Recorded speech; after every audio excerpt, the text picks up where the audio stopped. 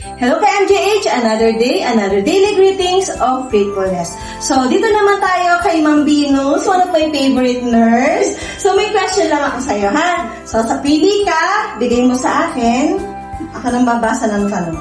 Kung ang tubig ay H2O, ano naman ang CO2? Carbon dioxide. Yeah! Very good! Congratulations! May gift sa'yo ang Mary John's Club. Thank you! Bye! Nalaman ko po yung Mary Johnston Hospital through sa kaibigan ko po. Kasi yung ate niya po is former PICU nurse. Tapos po yun, January 2019, sumunod po ako sa best friend ko mag-apply dito. Hanggang sa nagtuloy-tuloy na po. Sila Ma'am Base po yung nag-interview sa akin noon kung anong area ko po. Actually, yung unang po sinabi is OR at saka medicine. Tapos, unang nilagyan po sa akin is pediatric ward. Hanggang sa hindi na po ako naalis doon, natutunan ko na rin po mahalin yung pediatric ward po. Nag-umpisa po ako Oriente 2019. Masasabi ko po talagang sa umpisa mahirap po. Kasi first hospital ko po itong Mary Johnston. Kaya halos nangangapa po talaga ako kung ano yung proper routine sa daily duty po. Medyo mahirap po nung umpisa kasi lalo po sa regulation ng mga swero. Tapos po yung pagbibigay ng gamot, especially sa pedia.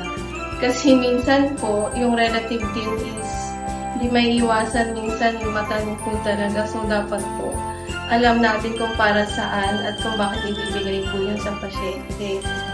Year 2020, na-cross-train po ako ng pediatric ICU. Pagdating ko po doon, ang di ko makakalimutan, yung na-receive ko po siya from ward, leukemia case. Na-intubate po siya, then sadly po, namatay din po siya sa ICU. Unforgettable moment po yun kasi first coat ko rin po yun sa ICU.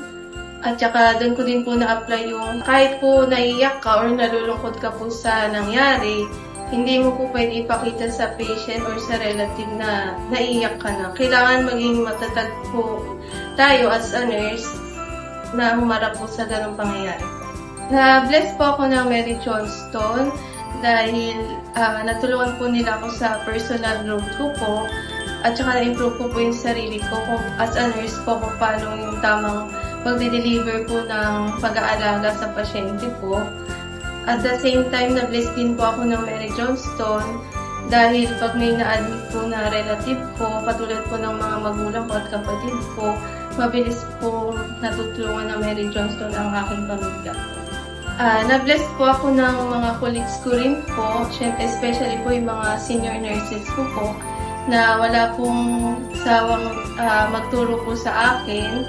Especially po kasi talagang hindi po lahat matatandaan ng isang turuan lang po.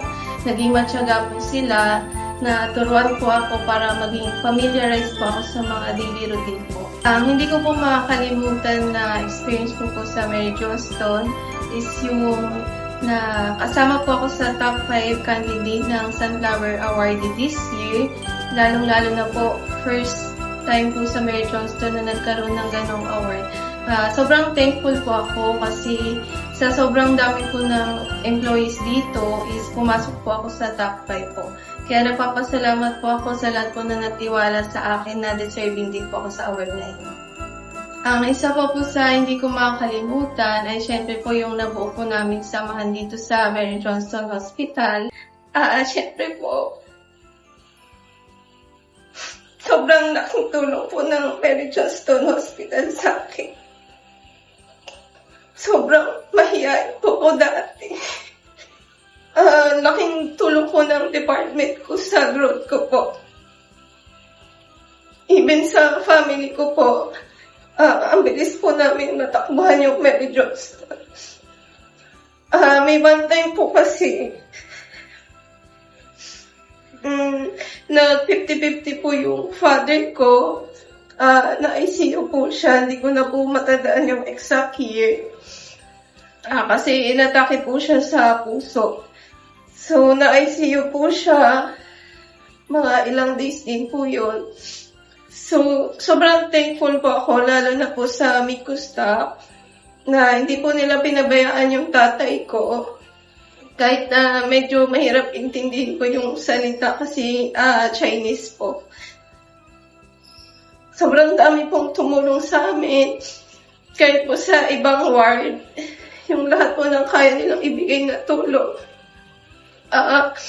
pinabigay po nila sa akin. So maraming salamat po sa lahat po ng staff ng Mary Johnston Hospital. Kahit hindi ko po sila ka-department, nandun po sila para sa akin tsaka sa pamilya ko po.